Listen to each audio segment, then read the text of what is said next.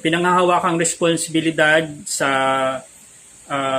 National Treasury or mga batas patungkol sa buwis, okay, at batas patungkol po sa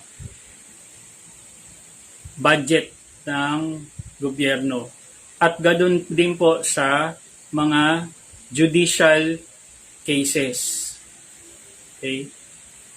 The same din po yan in relation sa paggamit ng pondo ng gobyerno ay sila din po yung may mga hawak na kung paano pong ano pong mga proyekto ang ma-approve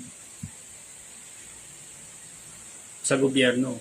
So some of the projects, especially major projects, they are capable of authorizing coming from the Congress.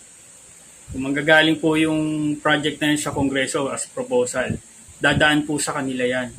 Sila rin po ay may capability na mag-imbestiga para sila ay makagawa ng mas mabubuting batas. Okay? So they have investigative capabilities. Nandyan yung mga Blue Ribbon Committee, etc.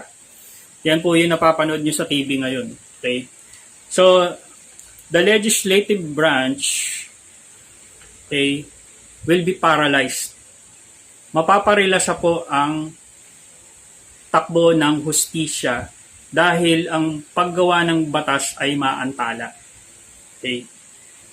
No tax laws can be passed.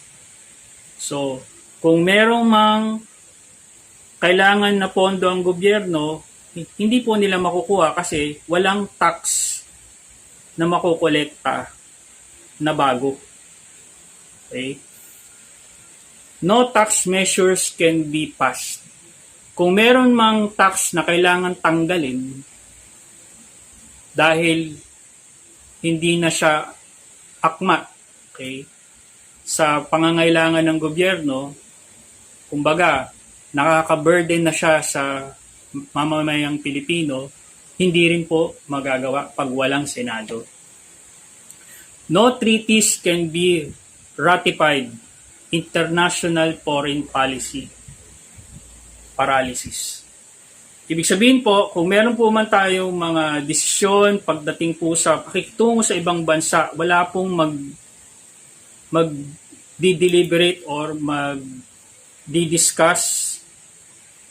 para maaprobahan ang mga polisiya patungkol sa pakikitungo po natin sa ibang bansa. Yan po mangyayari pag nakulong lahat ng 24 senators.